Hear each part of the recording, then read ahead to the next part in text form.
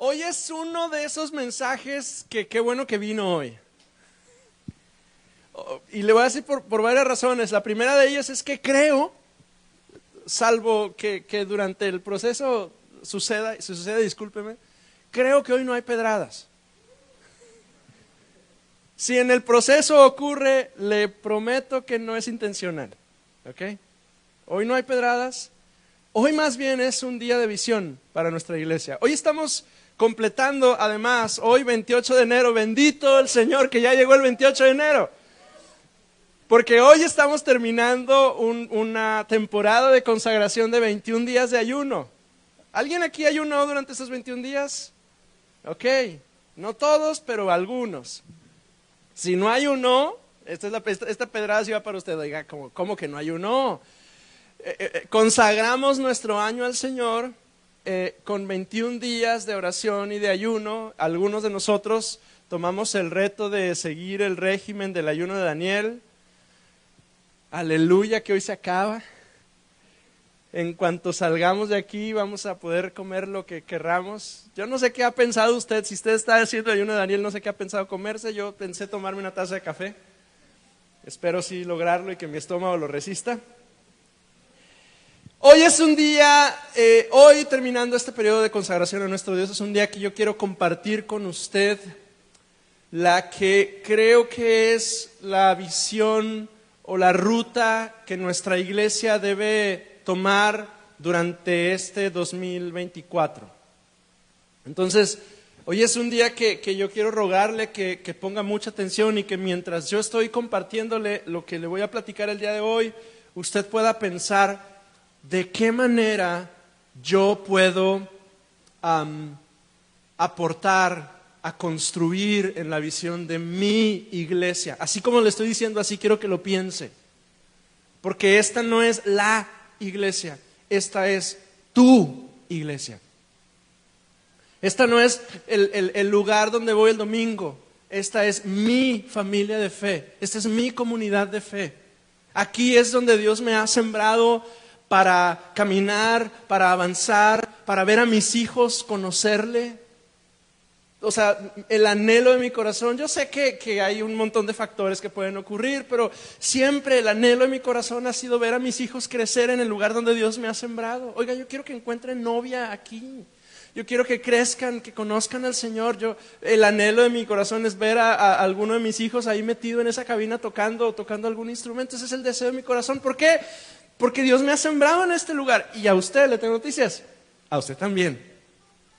Entonces, al compartir el día de hoy las tres ideas que yo quiero compartir con usted, yo quiero que usted piense, ¿cómo puedo yo construir en mi iglesia? Damos por sentado cosas y a veces dar por sentado las cosas es un error. Los padres cometemos mucho ese error, ¿verdad? Asumimos cosas respecto de nuestros hijos. Los líderes que no afirman la visión tienen el riesgo de ver su visión incumplida. Y cuando tú tienes una responsabilidad de liderazgo, cuando tú tienes una posición de preeminencia, es tu responsabilidad el marcar el rumbo, el definir la dirección para que el resto de quienes están contigo puedan caminar junto a ti. Yo tengo una declaración de visión de nuestra iglesia. No la hice yo, la encontré en el momento en el que llegamos aquí a la congregación. Sí la sinteticé un poquito para que sea un poquito más sticky, más pegajosa para nuestra mente. Y yo me encontré con que nuestra iglesia, Koinonia Cristiana, somos una iglesia que amamos a Dios, que creemos, que predicamos y vivimos su palabra. Y en esta idea tan reducida, pero tan amplia, en esta idea se reduce lo que nosotros somos, lo que define a nuestra iglesia. Y de alguna manera las decisiones, los proyectos de ministerio, las actividades que hacemos y todo lo que dedicamos nuestra iglesia debe alimentar o debe hacer cumplir esta declaración de visión para nuestra iglesia. Amamos a Dios, creemos, predicamos y vivimos su palabra. Y en estas dos sentencias tan tan simples, pero al mismo tiempo tan amplias, definimos, encontramos el rumbo que damos como iglesia. Y esta declaración, amamos a Dios, creemos, predicamos y vivimos su palabra, que si usted recibió un presentito cuando llegó por primera vez, quienes hayan recibido ese presente, está en el botecito de gel que recibe usted en la bolsa de bienvenida. Amamos a Dios, creemos, predicamos y vivimos su palabra. Conviene oírla, repetirla y entenderla. Y repetirla muchas veces, amados. Porque esto nos ayuda a distinguir qué hacemos. Y ahí, ¿qué hacen? Pues cantamos mucho. Bueno, pero ¿y por qué? ¿O cuál es el sentido? Bueno, lo que pasa es que nosotros somos una iglesia que amamos a Dios y expresamos nuestro amor a Dios adorándole, expresamos nuestro amor a Dios cantándole. Y bueno, ¿y qué más hacen? Creemos, predicamos y vivimos su palabra. Y todo lo que hacemos aquí está regido alrededor de estas dos frases. Filipenses 3, versículo 1 dice: mis amados hermanos, pase lo que pase, alégrense en el Señor. Y dice el apóstol Pablo respecto de repetir cosas: nunca me canso de decirles estas cosas y lo hago para proteger su fe. O sea, el apóstol Pablo solía ser un viejito repetitivo.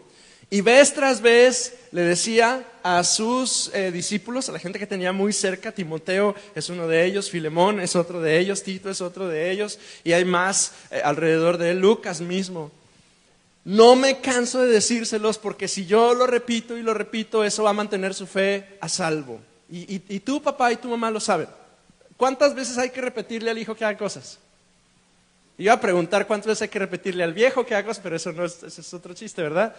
¿Cuántas veces hay que repetir en casa las cosas para que sucedan?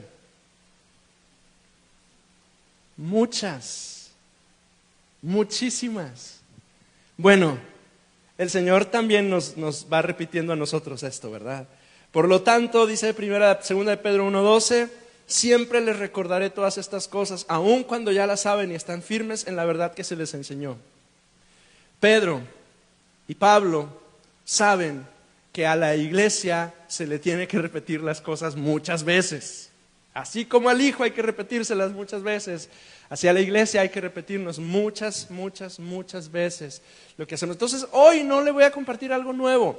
Hoy no le voy a platicar una revelación que yo haya tenido esta semana. Le voy a platicar cosas que ya le he dicho, pero se las voy a contar porque es conveniente repetirlas una y otra vez, aun cuando ya las saben y están firmes en la verdad que se les enseñó. Hace un par de semanas, el liderazgo de la congregación nos reunimos para planear y proyectar nuestro año, para pensar qué vamos a hacer como iglesia. Y estuvimos durante muchas semanas orando y buscando dirección del Señor y imaginándonos qué podíamos hacer, y luego finalmente ya nos reunimos y consolidamos y agendamos un año que quien estaba ahí, algunos ya querían renunciar y apenas estábamos haciendo la planeación del año, proyectar qué es lo que vamos a hacer. Y entre las cosas que definimos como el rumbo de nuestra iglesia este 2024 están algunas que yo quiero compartirte el día de hoy, con 3 ideas muy simples, 3 palabras muy simples, y yo quiero invitarte a que pienses cómo puedo participar yo en ellas. Las palabras y las ideas que comparto hoy son conexión, crecimiento y ministerio. En estas 3 cosas vamos a andar, vamos a caminar, yo espero que vayamos a correr detrás de ellas: conexión, crecimiento y ministerio. Y entonces yo quiero hablarte de estas 3 ideas el día de hoy, ¿ok? La primera de ellas es conexión. ¿Qué significa conexión? ¿Qué significa conectar?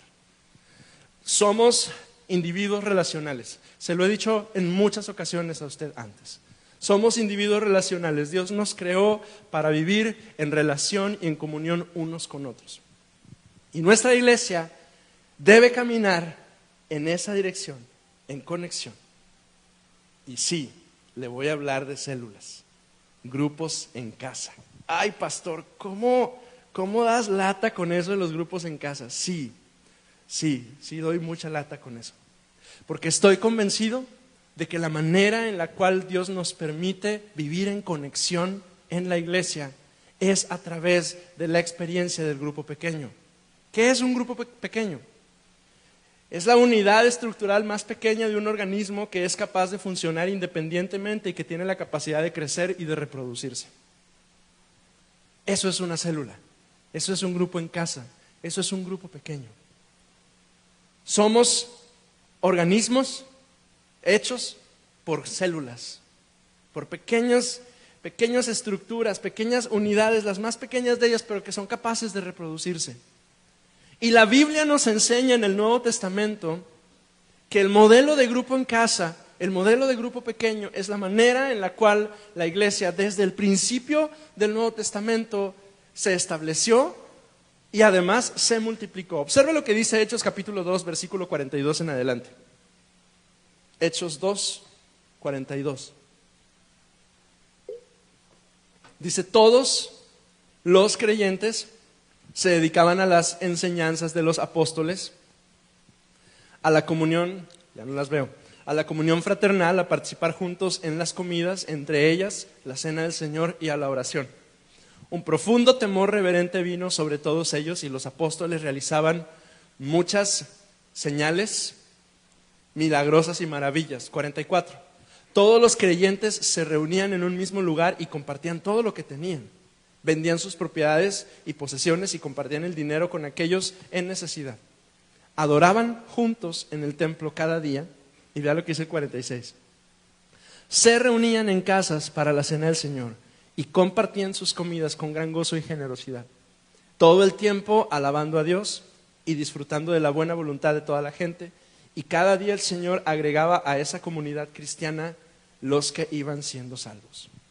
Y desde el inicio del libro de los Hechos, cuando la iglesia se establece, desde el mero principio, el centro de esa iglesia no era una gran reunión sotototota, aunque las tenían, pero eran pequeñas reuniones en casa donde los creyentes simplemente compartían la vida de fe.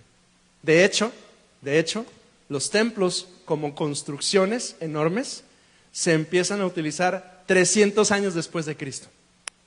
Y de hecho empiezan a usar templos porque empiezan a usar las grandes basílicas que existían en el Imperio Romano, que estaban dedicadas a otros dioses, pero que entonces cuando el cristianismo se convierte en la religión oficial del Imperio Romano, las empiezan a utilizar para la iglesia. Pero antes de eso no hay templos. Todos se reúnen en casas o en donde pueden reunirse.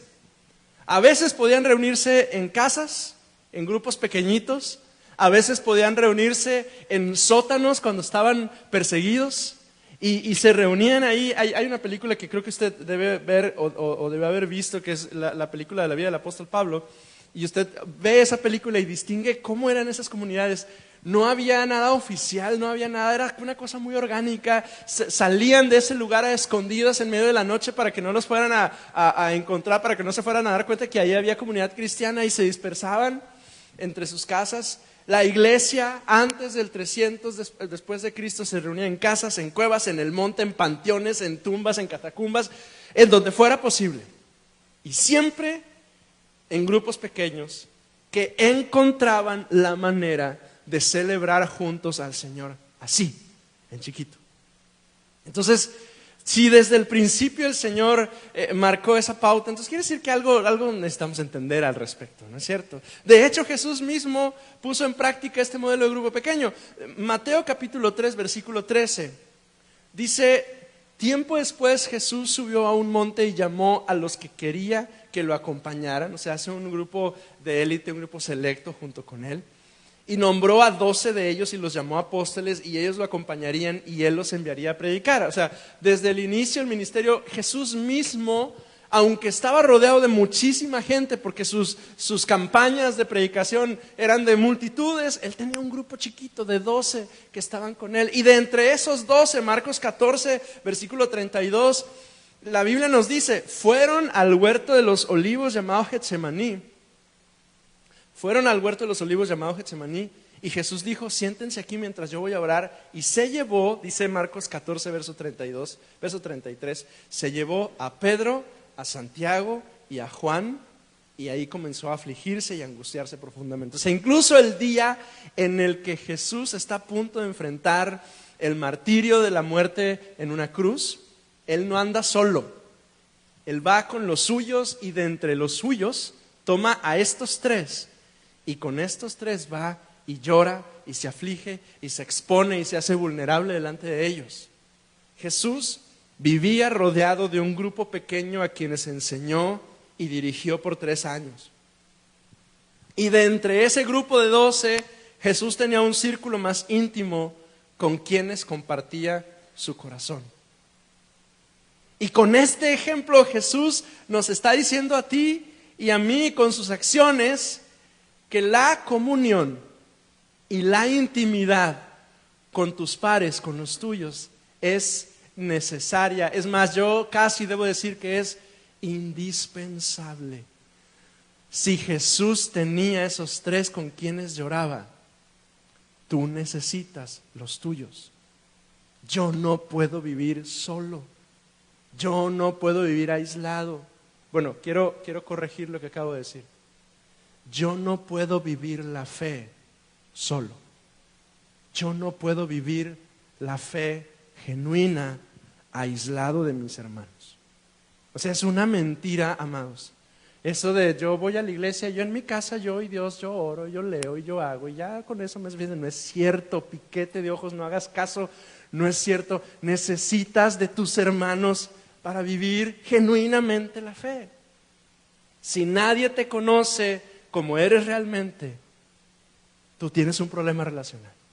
Si nadie me conoce como soy realmente, yo tengo un problema relacional. Pero adivine qué, el grupo pequeño, el grupo en casa, la célula, nos provee del ambiente propicio para poder crecer relacionalmente. Y sabe, quienes durante este año y medio que llevamos con este modelo de células han participado de una célula, lo saben. Quienes han sido parte de un grupo en casa durante este año 23 que pasó, saben lo que Dios hace cuando nos reunimos en casa. ¿Y qué tiene de especial esa reunión? Pues nada y mucho. Nada porque simplemente llegamos a una casa de alguno de los anfitriones, llegamos, nos sentamos, empezamos a platicar, cantamos un canto de YouTube, escuchamos la palabra, a veces compartimos, si el líder habla mucho, pues lo escuchamos, y si el líder es muy preguntón, pues hablamos todos, oramos unos por otros, a veces comemos. Algunos se pasan de lanza y comen siempre y mucho. Y está bien. Y entonces tú puedes decir, ¿y eso qué? O sea, ¿qué tiene espiritual eso? ¿Qué tiene del Espíritu Santo? ¿Qué tiene? Lo que pasa es que cuando ya estás en ese lugar y Dios empieza a moverse ahí, entonces te das cuenta lo que Dios es capaz de hacer en la comunidad con tus hermanos. Y algunos de ustedes, hermanos, porque yo los conozco más o menos de cerquita, o sus líderes de células tuvieron el buen atino de compartirme algún momento muy especial cuando ocurrió. Algunos de ustedes experimentaron la sanidad de Dios de cosas que ni creían ni sabían que Dios podía trabajar ahí, con sus hermanos. Ese día que alguien oró por ti y simplemente el Espíritu Santo empezó a moverse y empezaste a llorar y se acercaron contigo y te bendijeron, y ese día fuiste libre. Ese día fuiste sanado, ese día fuiste tocado por Dios. Ahí, en una sala, fíjese, ni siquiera aquí en el altar, con gente de oración que viene y pone sus manos sobre ti, pone aceite en tu cabeza. No, ahí en una sala, ahí sentado. Y Dios hace cosas. Dios nos ayuda a crecer espiritual y relacionalmente. Hoy estamos acomodados, yo le llamo en filas. Acomodados en filas es cuando estamos sentados uno junto al otro, codo con codo, como los ejércitos cuando van avanzando a la batalla, ¿verdad? Pero codo con codo, lo único que sientes es el codo de tu hermano y lo único que ves es el cuello, la nuca del que está delante. Es todo.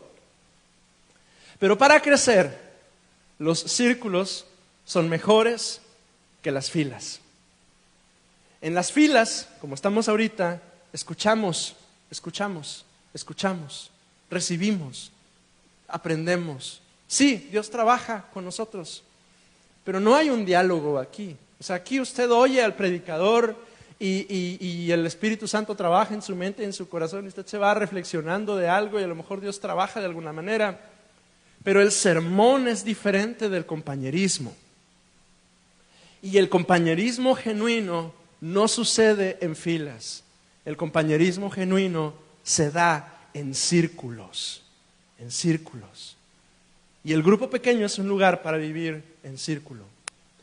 Y cuando yo me rehúso a vivir en comunión, en comunidad, yo me estoy aislando. Y el aislamiento nos hace infelices. Nos impide tener comunicación genuina con otros, nos aísla, nos aleja de tener amistades verdaderas, genuinas y significativas. Pero es la comunión en círculo la que me libera de las cadenas del aislamiento. Por eso le insiste el pastor tanto en que sea parte de un grupo. No son simples números y estadísticas de la iglesia. Es el deseo genuino que Lorena y yo tenemos desde hace muchos años, que hemos visto a la iglesia crecer cuando estamos en círculos, de verle a usted crecer, de verle a usted madurar relacionalmente, de ver cómo Dios es capaz de hacer cosas increíbles ahí, con 6, 7 personas alrededor de usted. La comunidad, el círculo me libera de las cadenas del aislamiento.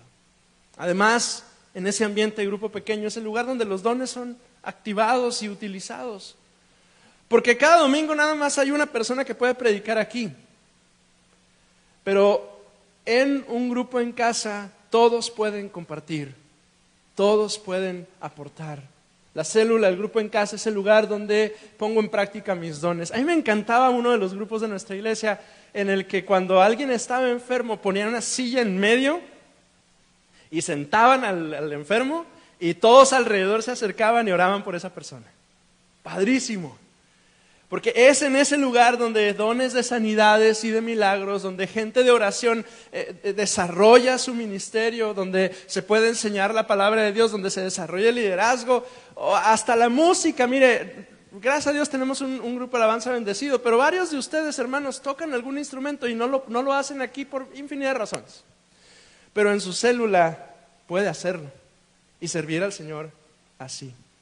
Además, es el lugar donde podemos evangelizar más fácilmente. Hay gente, amado, que por un montón de razones y factores no va a venir a la iglesia en primera instancia para buscar al Señor.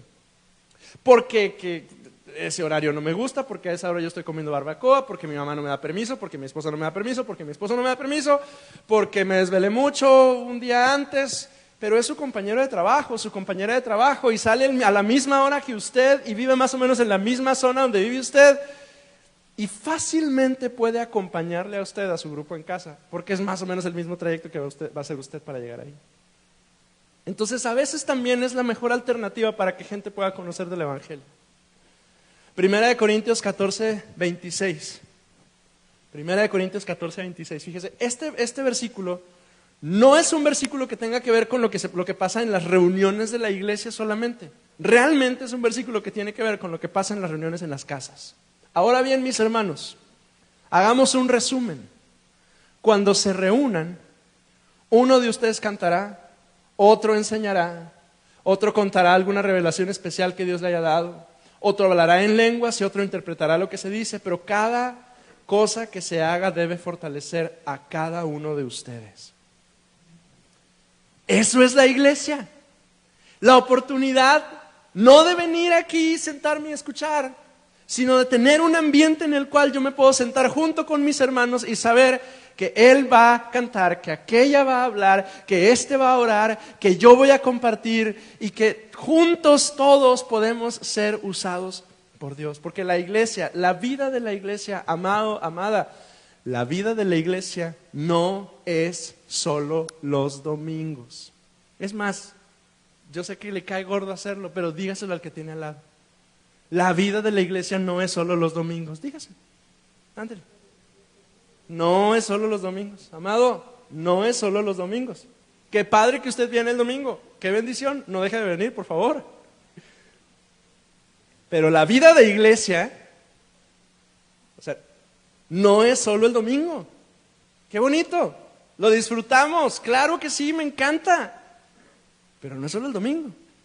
El creyente, el discípulo del Señor, escúcheme bien, como se lo he dicho en un montón de ocasiones, esto, si usted no es creyente, si usted simpatiza con Dios, si usted como que medio le gusta esta onda de Dios y de la iglesia, y esto está bien, usted puede considerar esto como un simple consejo y tomarlo y revisarlo y guardarlo, ¿verdad?, en su bolsa y irse y no atenderlo. Pero si usted dice que usted es cristiano, Si usted dice que usted es discípulo del Señor, el verdadero creyente necesita de la comunión de los santos en otros momentos de su semana para poder crecer. Y algunos de nosotros hemos estado deteniditos en nuestro crecimiento en el Señor. No por falta de conocimiento, porque algunos conocemos mucha Biblia. No por falta de una vida de oración, porque algunos tenemos una vida de oración genuina, yo los conozco. Pero algunos de nosotros estamos detenidos en nuestro crecimiento en el Señor por falta de voluntad para participar de la comunión con nuestros hermanos. Claro, tener comunión con nuestros hermanos nos expone, nos hace vulnerables. No nos gusta, ¿verdad? No me gusta que me vean, no me gusta tener un mal día. Por supuesto que va a llegar el día que va a llegar a su grupo pequeño enojado y fastidiado del día y de malas. Sí va a pasar. Y sus hermanos en la fe ya lo conocen, ya saben que soy enojón. Ay, el pastor tuvo un mal día, ténganle paciencia. A ver, vamos a leer juntos, ¿verdad? Sí, está bien, no pasa nada. La vida de iglesia no es solo los domingos. Además, yo le decía hace rato, es una de las estrategias más saludables para poder compartir el Evangelio y tener crecimiento numérico en la iglesia.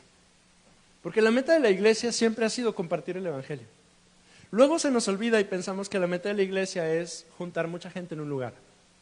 La meta de la iglesia es compartir el Evangelio. Jesús lo dijo a sus discípulos en Mateo 28.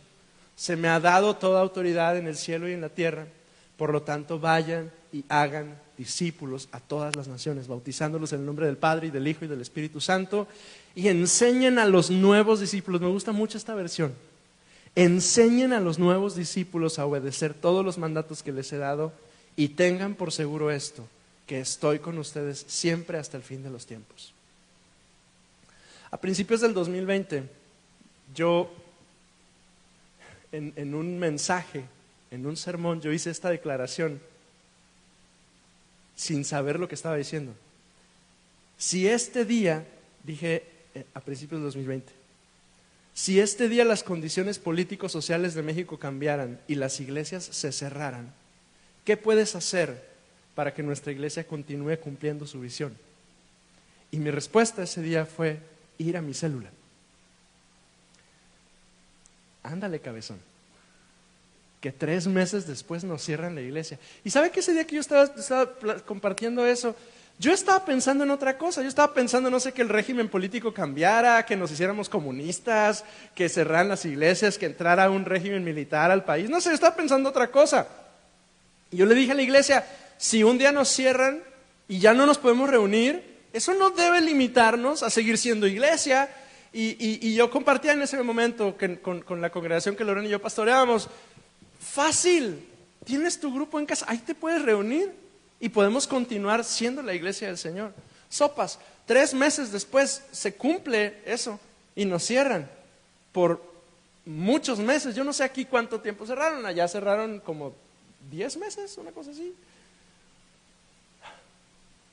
Y a partir de ese momento, y lo estoy mencionando por esto, a partir de ese momento dejamos de tener la iglesia como la conocíamos hasta antes de ese momento. O sea, si usted cree que hoy estamos igual que hace 5 años, no es cierto. La vida y el mundo nos cambió.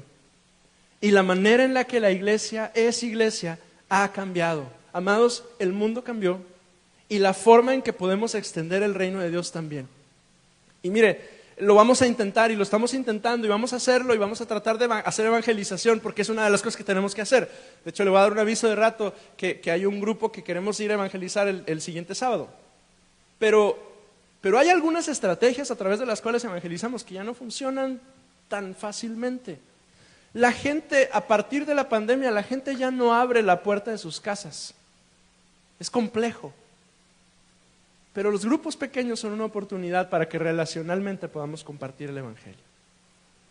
Llevar el mensaje de Jesús sigue siendo nuestra responsabilidad, a pesar de que el mundo haya cambiado. Y si el mundo cambió, es nuestra responsabilidad entender cómo cambió y cambiar las maneras en las que lo hacemos para ser efectivos compartiendo el Evangelio. Y esa es la primera idea que yo quería compartir con usted, conexión. Este año, amado, amada, este año tú necesitas conectar. Tú necesitas conectar, tú necesitas hacer conexión. Algunos ya lo han hecho y han avanzado y han madurado y han crecido increíblemente en sus vidas.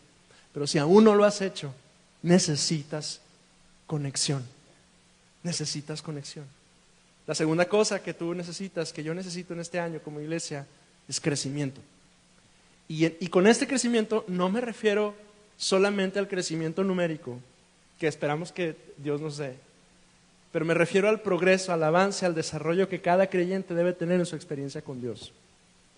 Tú eres una persona, eres un hombre, eres una mujer de Dios, has nacido de nuevo, pero necesitas crecer.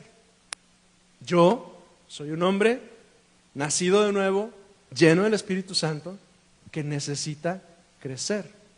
No me puedo quedar estático. Ni los árboles se quedan estáticos.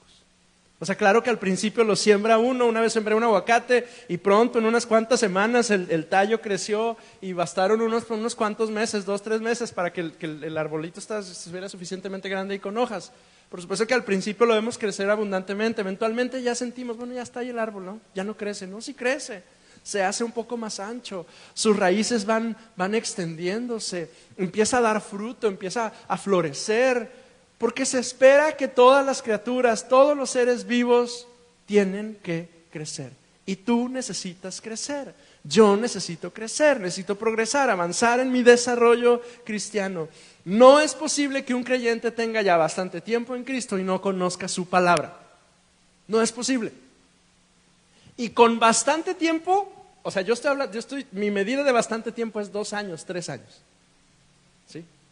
2 años, 3 años, amado, es bastante tiempo. Y si tú tienes más que eso en la fe, no, hijo, tú tienes bastantísimo tiempo. No es posible que una persona tenga bastante tiempo en Cristo y no conozca su palabra. Y menos en nuestra iglesia, porque amamos a Dios, creemos, predicamos y vivimos su palabra. Entonces, si tú eres un creyente y eres parte de aquí de nuestra congregación, tienes que conocer la palabra de Dios. Tienes que crecer en tu conocimiento del Señor. Nuestra iglesia ha desarrollado una ruta para poder conocer la palabra de Dios y es la escuela de discipulado. Oiga, por favor, sea parte. Mire, este año está bien fácil que es en línea. O sea, agarra usted su teléfono a las 8 de la noche los lunes, le dedica 1 hora y media a eso y va a ir avanzando y conociendo la palabra junto con nuestros hermanos. Por favor, sea parte. Lucas capítulo 6, versículo 47 dice: les mostraré cómo es cuando una persona viene a mí, escucha mi enseñanza y después la sigue. Es como una persona que para construir una casa cavó hondo y echa los cimientos sobre roca sólida. Cuando suben las aguas de la inundación y golpean contra esta casa, esta queda intacta porque está bien construida. La única manera en la que usted puede estar firme es cuando usted está firme en la palabra del Señor. Y yo le quiero animar, este año no nada más conecte, este año crezca. ¿Y cómo va a crecer? Métase a conocer la palabra del Señor. Permítase la oportunidad de ser parte de un grupo de discipulado. Sí, yo sé que le va a costar un montón. Sí, yo sé que yo no leo, pastor, pues lea. Sí, si no lee, pues hágalo. Es que está bien difícil. No está difícil. Hasta algunos de nuestros muchachos con universidad y con carga de trabajo fueron parte de uno de estos grupos. Haga el esfuerzo, crezca, porque no podemos estar firmes a menos de que estemos firmes en su palabra. Conexión, crecimiento y la tercera cosa, ministerio. Ministerio, conexión, crecimiento y ministerio. También lo conocemos como servicio. Ministerio, servicio son todas las oportunidades que tenemos para trabajar dentro y fuera de nuestra comunidad de fe. Dentro es, por si hay duda, dentro es aquí, ¿sí? Donde nos reunimos y donde celebramos. Afuera es allá, donde hay gente que no conoce al Señor y necesita venir a conocer a Cristo. Me preguntó el grupo Alabanza hace algunas semanas, en el primer ensayo que tuvieron en la primera semana de enero, ¿cuál es la visión, pastor? ¿Qué tenemos que hacer? ¿Cómo seleccionamos los cantos cuando cantamos aquí en la iglesia? Y yo les dije, nuestra visión es tener celebraciones inspiradoras donde nosotros y quienes llegan a este lugar puedan experimentar la presencia de Dios y tener un encuentro genuino con Cristo. Eso fue lo que les dije. Y entonces, porque estábamos conversando, ¿verdad? No sé, Uciel, ya se me perdió. Acá estás atrás, que estás justo atrás, no te veo. Uciel es el líder del grupo Alabanza ahorita. Y Uciel estaba dirigiendo la conversación ese día y estábamos como platicando qué cantar y qué cantar. Porque sabe que estos muchachones quieren cantar las canciones más nuevas y quieren los arreglos más complejos y quieren los sonidos más padres y todo. Entonces estábamos conversando con eso y yo les dije, sí, pero todo lo que hagan aquí debe ayudarnos a la iglesia a inspirarnos, a adorar al Señor, pero también que quienes llegan puedan experimentar la presencia de Dios y tener un encuentro genuino con Dios. Yo le he dicho en muchas ocasiones, iglesia, nosotros aquí no tenemos visitantes, tenemos invitados. Porque queremos que quien llegue a nuestra iglesia se sienta en casa. ¿Y cómo te sientes tú en tu casa? ¿Cómo te sientes en casa? ¿A gusto? ¿Libre? ¿Cómo se siente en casa? Pues espero que se sienta bien. Aceptado, respetado, cómodo, amado, bien recibido, excepto si se portó mal. No va a ser muy bien recibido si se portó mal, pero aquí sí. Koinonía es un lugar seguro donde cualquiera que necesita acercarse a Dios puede llegar y conocerle. Lo voy a decir otra vez y quiero que lo escuche y quiero que lo mastique un poquito porque le estoy diciendo algo bien grueso. Koinonía es un lugar seguro donde cualquiera que necesita acercarse a Dios puede llegar y conocerle. Esta idea tiene implicaciones más profundas de las cuales podemos leer a simple vista. Porque ¿quién va a ser quien va a llegar a nuestra iglesia?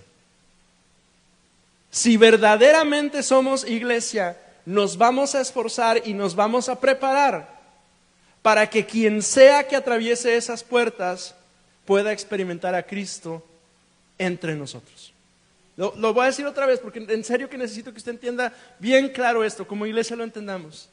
Si verdaderamente somos iglesia, nos vamos a esforzar y nos vamos a preparar para que quien sea que llegue pueda experimentar a Cristo entre nosotros. Se lo voy a decir otra vez porque quiero que en su mente pueda distinguir lo que le estoy diciendo. Quien sea que llegue. Porque cuando yo llegué a Cristo, amado, yo no me veía tan guapo como me veo hoy. Cuando usted llegó a Cristo, usted no se veía tan bien como se ve hoy. Vea lo que dice Marcos 1:40. Marcos 1:40.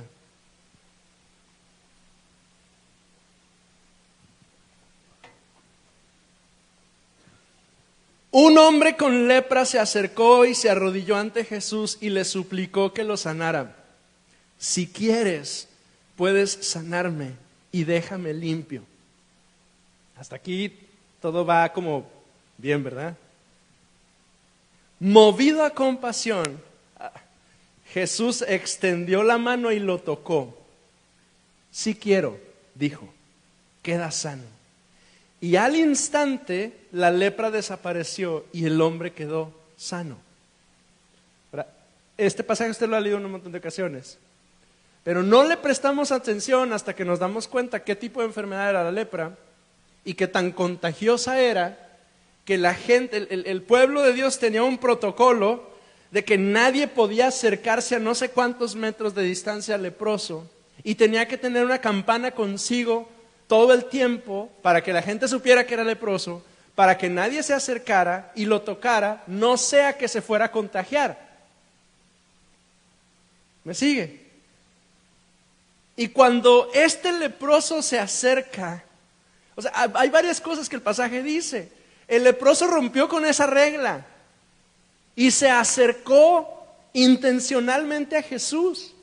Ahora, hay que ser muy francos y hay que decir que si yo estuviera ahí y me doy cuenta que el leproso está ahí, 3 metros de distancia mínimo. No me toques, porque estoy consciente de la enfermedad que el leproso tiene. Pero a Jesús no le importa eso. El leproso se acerca, tiene un diálogo con Jesús. Yo no sé a qué olía ese hombre, ni sé cómo se veía ese hombre, pero todos sabían que era leproso y más de alguno de los que estaba ahí se asustó. Pero Jesús dice, lo tocó y le mostró compasión y lo sanó. Jesús sanaba enfermos sin preocuparse si se iba a contagiar. No sé si alguien está entendiendo lo que estoy tratando de decir hoy. No tenga miedo si llega alguien que a usted le parece incómodo. No tenga miedo si a nuestra comunidad de fe llega alguien que a su parecer es incómodo. No pasa nada. Dios sana. ¿Me escuchó? Dios sana. Dios sana porque un día me sanó a mí. Yo era ese leproso que un día llegó a una comunidad, a una iglesia, y yo estoy seguro que yo olía mal y me veía todavía más mal. Y le tengo noticias, amado. A usted también. Usted también era como ese leproso y un día Dios lo sanó. Yo era ese leproso que vino clamando por ser limpiado y Jesús tuvo compasión de mí y me sanó, y la iglesia tuvo compasión de mí y me tocó y me sanó. ¿Qué nos hace pensar que no puede limpiar cualquier tipo de condición que sea que cualquier persona pueda tener al llegar entre nosotros? Se lo estoy anticipando porque no quiero que un día llegue alguien incómodo a la opinión de alguno de nosotros y alguien se acerque conmigo y me diga, claro, hay excepciones, hay gente que llega en una actitud violenta, hay gente que llega groseros, gritando majaderías, hay gente que llegan y la seguridad de nuestros niños está en peligro, y claro que en esos momentos tendremos que tomar decisiones, pero alguien va a llegar aquí y alguno vamos a decir, ay, huele feo o se ve. Y ¿sabe qué pasa cuando eso sucede? Ya viste. Y nos incomoda. No le dé miedo. Aquí es donde tiene que venir para ser sanado. ¿Qué nos hace pensar que no puede el Señor limpiar cualquier tipo de condición que podamos tener? El ministerio es servicio. Y entonces, ministerio es un llamado para quienes sirven, pero no solamente para quienes están sirviendo. Este es un llamado para ti. Para ti. Porque es terrible escuchar opiniones de personas que hayan llegado a una iglesia y nadie les saludó, nadie se acercó con ellos, nadie les dio un abrazo, nadie les mostró una sonrisa. Y yo no quiero que eso pase aquí. Pero yo sé que ha pasado. Yo sé que ha habido gente que entró aquí a la iglesia y ninguno de nosotros abrimos los ojos y decimos, hola, ¿cómo estás? Bienvenido, bienvenida. ¿Cómo te sientes? Y no es, amado, aunque los sugieres lo hacen y lo hacen maravillosamente, y el pastor está allá en la entrada con su esposa y trata de saludar a todo el mundo cuando se dejan. Y no es solo responsabilidad nuestra, es suya también. Acérquese. Este año sirve, haz ministerio, adentro y afuera. Adentro y afuera. ¿Cómo está tu casa cuando tienes invitados? Chida. Hasta trapea debajo del refri aunque no se vea. ¿Por qué? Porque recibimos invitados, ¿verdad? Limpia, excelente, ordenada, lista. Queremos que cada invitado sepa que sabemos que está con nosotros y que nos... Por eso cada vez que hay un invitado yo me aviento el rollo de a ver, ¿quién es? ¿Con quién viene? A ver, preséntenos. Queremos que sepa que nos importa. Estamos aquí, Dios está aquí. Y Dios se mueve entre nosotros, pero no se nos debe de olvidar que afuera hay personas que necesitan de Dios. No saben ni siquiera que hay iglesia aquí, coinonía, ¿qué es eso? Aquí puedes encontrar al Señor. Porque no hay nosotros y ellos. O sea, no hay cristianos y paganos. Somos seres humanos, redimidos algunos por la sangre de Cristo, que tenemos la responsabilidad de anunciarles. Somos una gran familia que tenemos hermanos pródigos perdidos que tienen que llegar a casa. Koinonía significa comunión y compañerismo. Y eso es lo que queremos como iglesia este año. Entonces yo tengo algunas recomendaciones que hacerle el día de hoy. Primero, conexión. Por favor, sea parte de una célula. No se pierda la oportunidad de ver lo que Dios es capaz de hacer en la vida de comunidad, en un grupo pequeño. Las células se convierten en esa red que nos permite mantener el fruto. No es un capricho del liderazgo, es una estrategia que creemos que Dios nos ha dado para nuestra congregación. Conecta, crece y sirve en ministerio. La visión de nuestra iglesia no la cumple el pastor ni los administradores, la cumples tú. Tú, amado, amada, eres el eslabón necesario para que podamos cumplir la visión del Señor para nuestra iglesia. Quiero terminar con el Salmo 133, versículos del 1 al 3. Es un salmo muy breve. Salmo 133. Qué maravilloso, dice, estoy leyendo la Nueva Traducción Viviente. Qué maravilloso y agradable es cuando los hermanos conviven en armonía. Pues la armonía es tan preciosa como el aceite de la unción que se derramó sobre la cabeza de Aarón y corrió por su barba hasta llegar al borde de su túnica. La armonía es tan refrescante como el rocío del monte Hermón que cae sobre las montañas de Sión. Y allí el Señor ha pronunciado su bendición, incluso la vida eterna. Qué maravilloso es cuando podemos buscar juntos al Señor. Cierre sus ojos unos minutos.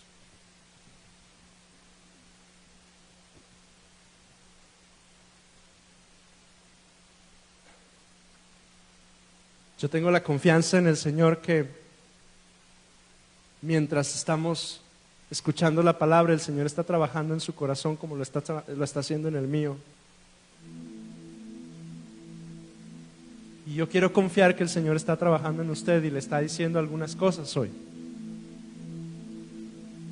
Yo quiero invitarle a que sea sensible a eso. No es solo su pastor insistiéndole en que haga cosas. Es Dios mismo hablando a su corazón y diciéndole: se me hace que ya es tiempo.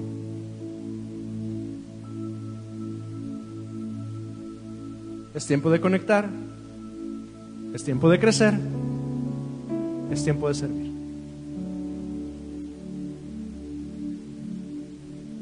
Señor, yo te doy gracias en este día. Gracias por tu misericordia, por tu gracia, por tu bendición en nuestras vidas. Gracias, Dios, porque hoy escuchamos tu palabra y tu consejo. Y yo creo, Dios, que tú hablas en nuestro corazón.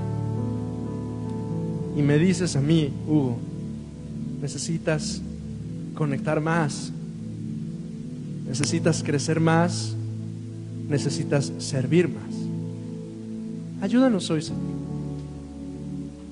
Danos oídos para oír y un corazón dispuesto a atender tu consejo. Y ayúdanos, Dios. ¿Qué le parece si estamos de pie juntos? Yo sé que siempre lo hacemos, pero esto no es rutinario. Y si usted es temerario, valiente, ¿por qué no pone su mano en su corazón?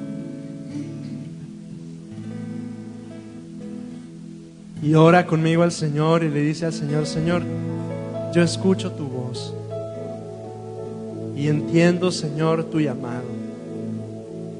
Y distingo, Señor, tu voluntad para mí, para mi familia. Y yo quiero sumar a la visión que tú nos has dado como iglesia. Ayúdame. Ore por favor conmigo de esta forma. Y dígale conmigo al Señor: Señor, yo atiendo tu voz. Escucho, Señor, tu palabra. Y yo te digo, Señor, junto con mis hermanos, yo quiero caminar detrás de esta visión que tú nos das. Ayúdame, Señor, a ser sensible y obediente y caminar detrás de tus pasos, Dios. Y como dice tu palabra, yo quiero probar y quiero ver que tú eres bueno. Quizá hay este paso, Señor, cualquiera de ellos que yo tenga que dar, conectar, crecer o servir. Quizás, Señor, es el pasito que necesito dar para ver tus milagros y tus obras en mi vida. Quizá es el escalón que debo subir, Señor, para poder verte a ti obrando todavía más abundantemente en mi familia. Quizá es el paso que necesito dar, Dios, para poder finalmente recibir la respuesta de tantas peticiones, de tantas oraciones, de tantas cosas que yo he anhelado, Señor, y que he sentido durante tanto tiempo que están detenidas, Dios. A lo mejor eres tú, Dios, que me está diciendo, ándale, Hugo, da el paso ya, avanza. Y yo quiero ser sensible a tu voz. Señor, ayúdanos en este día, en el nombre de Cristo. Adoremos juntos al Señor, iglesia.